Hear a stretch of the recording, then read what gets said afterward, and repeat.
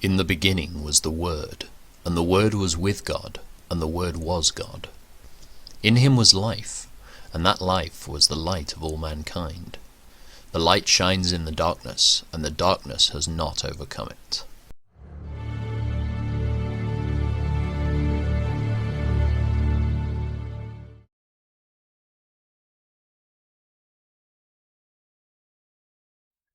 One day Samuel said to Saul, "It was the Lord who told me to anoint you as king of his people Israel.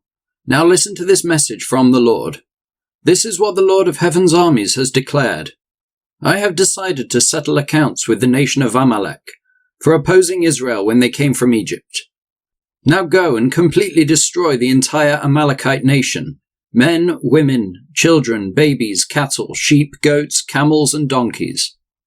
So Saul mobilized his army at Telaim.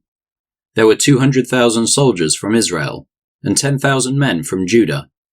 Then Saul and his army went to a town of the Amalekites and lay in wait in the valley. Saul sent this warning to the Kenites: "Move away from where the Amalekites live, or you will die with them, for you showed kindness to all the people of Israel when they came up from Egypt." So the Kenites packed up and left.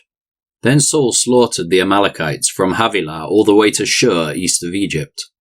He captured Agag, the Amalekite king, but completely destroyed everyone else.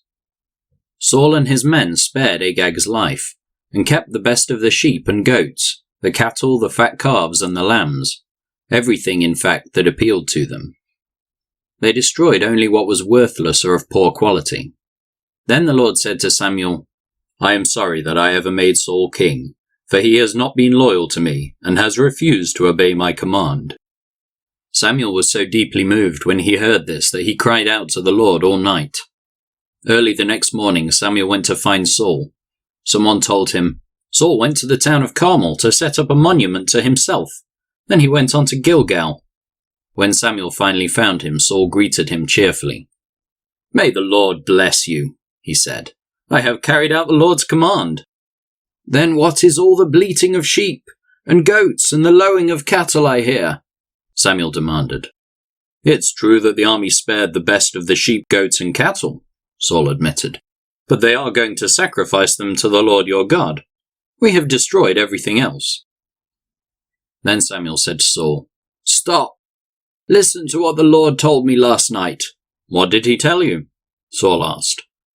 And Samuel told him, "Although you may think little of yourself, are you not the leader of the tribes of Israel? The Lord has anointed you king of Israel.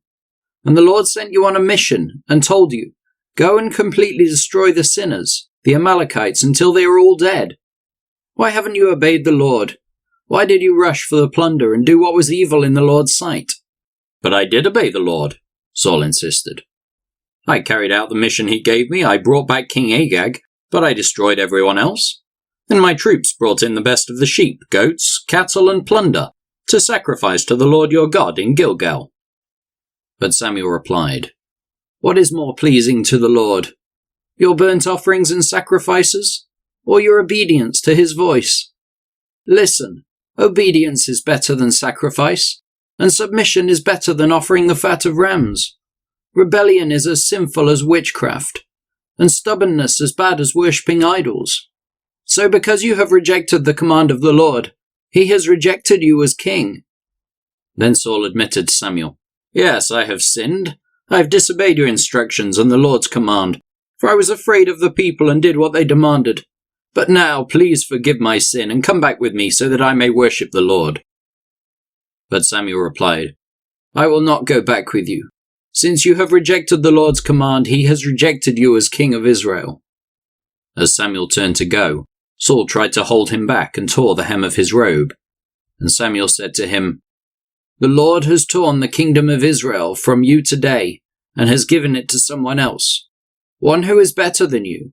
And he who is the glory of Israel will not lie, nor will he change his mind, for he is not human that he should change his mind."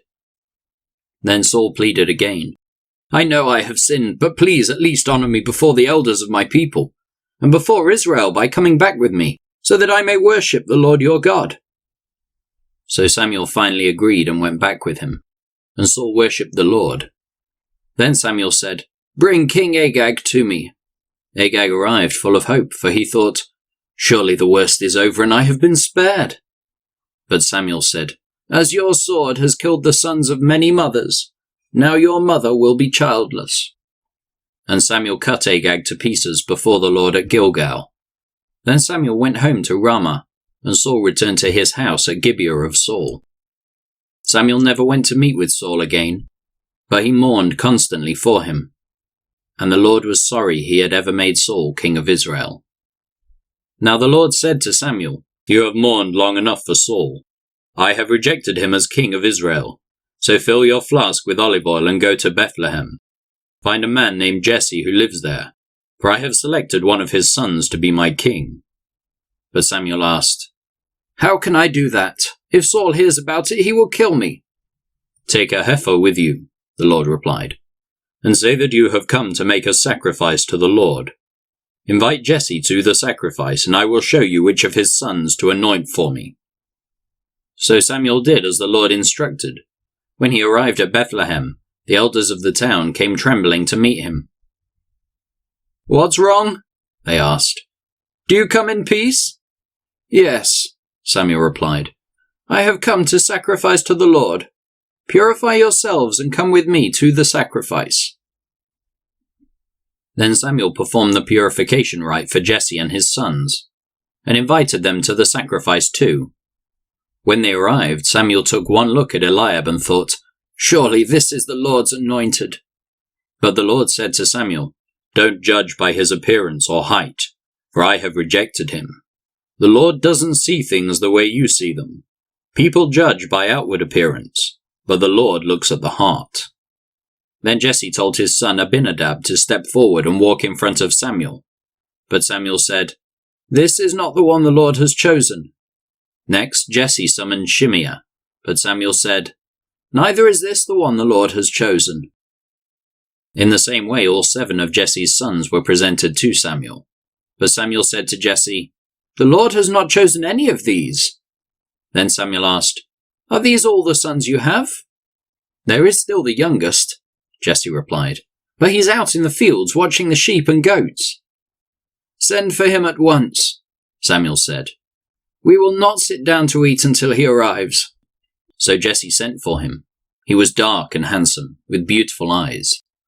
And the Lord said, "This is the one, anoint him." So as David stood there among his brothers, Samuel took the flask of olive oil he had brought and anointed David with the oil. And the Spirit of the Lord came powerfully upon David from that day on. Then Samuel returned to Ramah. Now the Spirit of the Lord had left Saul, and the Lord sent a tormenting spirit that filled him with depression and fear. Some of Saul's servants said to him, "A tormenting spirit from God is troubling you.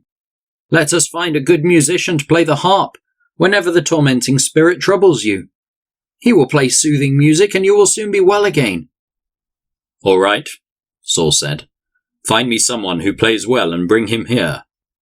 One of the servants said to Saul, "One of Jesse's sons from Bethlehem is a talented harp player. Not only that, he is a brave warrior, a man of war, and has good judgment. He is also a fine-looking young man, and the Lord is with him." So Saul sent messengers to Jesse to say, "Send me your son David the shepherd." Jesse responded by sending David to Saul, along with a young goat, a donkey loaded with bread, and a wineskin full of wine. So David went to Saul and began serving him. Saul loved David very much, and David became his armor-bearer. Then Saul sent word to Jesse asking, "Please let David remain in my service, for I am very pleased with him." And whenever the tormenting spirit from God troubled Saul, David would play the harp.